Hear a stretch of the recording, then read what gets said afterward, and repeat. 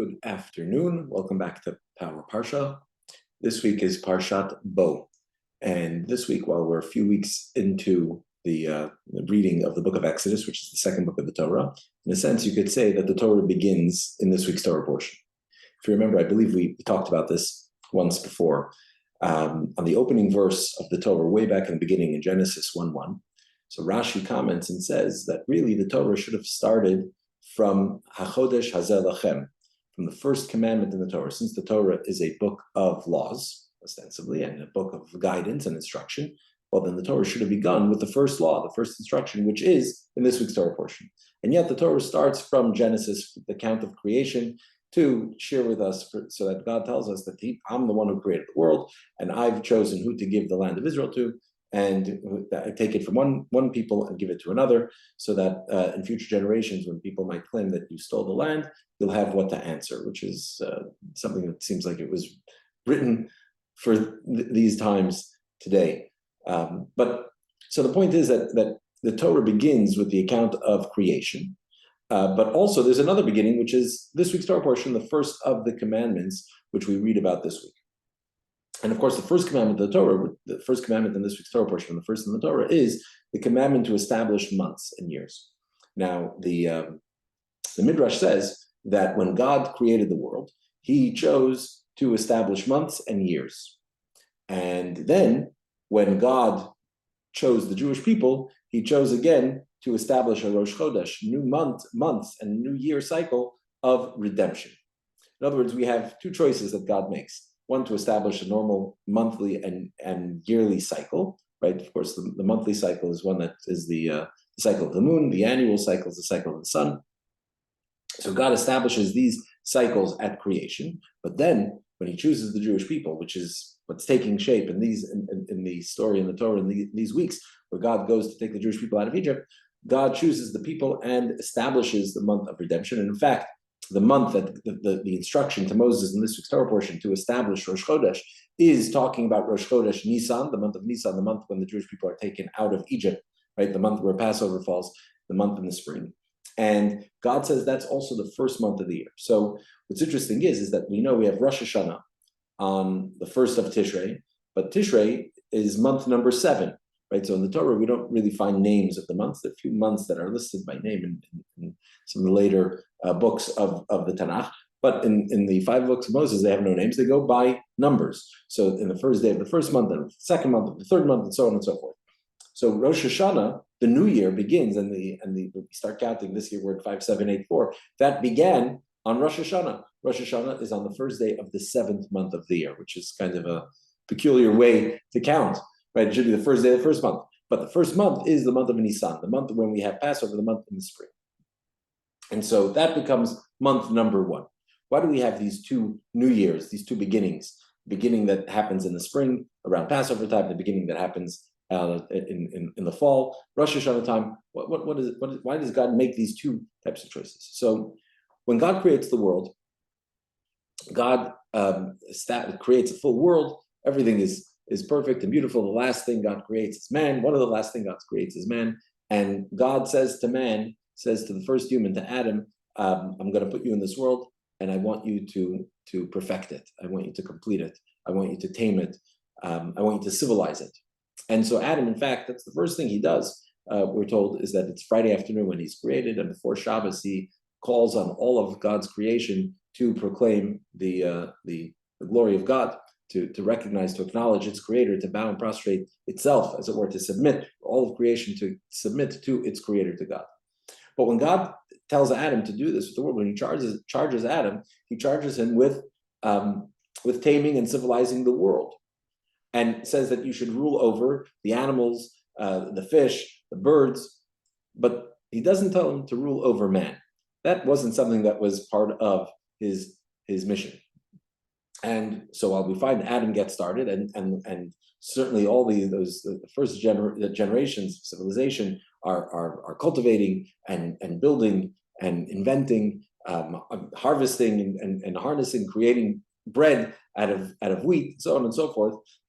What we find though is that progressively the generations start to corrupt themselves. They let this power, the power that the human was given over all of existence, let it get to their head, and suddenly power over the animal kingdom and the vegetable, that was not enough for man, and he needed to take power over his fellow man. And so it became a dog-eat-dog world, as they say, where the mighty prevail and subjugate those who are weaker, take advantage of them or subjugate them and enslave them.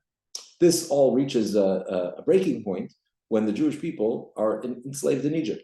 Pharaoh and Egypt, the superpower in the world at the time, takes an entire people, an entire nation, and enslaves them with no end to that slavery in sight, and enslaves them in a way that was not just about building for Pharaoh, not just about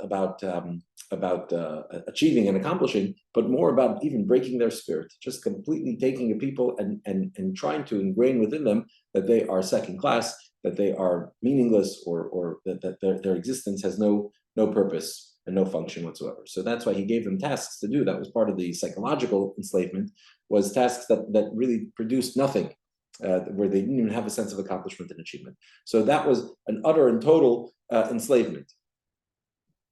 Right? Not just trying to break their freedoms of expression and movement, but to break their spirit as well. And so God establishes, tells Moses, as he's setting the wheel start turning for the redemption and for the exodus of Egypt, God says, I'm establishing a month for freedom. And so this is what we find, that in life we have these two roles. One is to tame the world around us, to civilize the world around us, to bring in awareness of something higher to the world around us, by subjugating it, by utilizing it in the service of God for something higher. And at the same time, we have to respect human life, respect the purpose for which every other human being was put here in this world.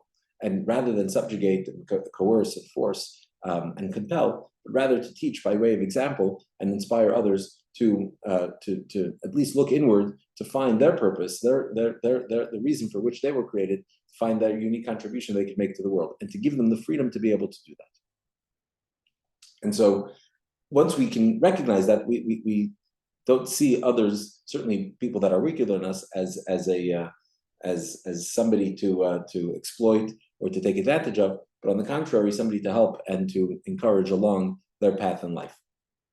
And this is why we find even in the Shabbos liturgy, for example, Shabbat, we find actually the Ten Commandments. One of the Ten Commandments is the observance of Shabbat, and in one place it says that we keep Shabbat because God created the world in 6 days, rested on the seventh, and so Shabbat is a memorial to creation, to God creating the world. And in other places, it says, in another instance in the Ten Commandments, the second version, it says that we observe the Shabbat to commemorate God taking us out of Egypt, right? And in our prayers, we find this, where in some places it'll say that Shabbat is Zecher L'Maaseh Bereishis. Shabbat is a memorial for creation, and in other places, Zecher L'Yetzias Mitzrayim. It is a memorial of the exodus of Egypt. And so it's important for us to remember these two poles. On the one hand, we have to recognize that we're in this world to make this world a better place and to make life in this world better, to partner with God in creation.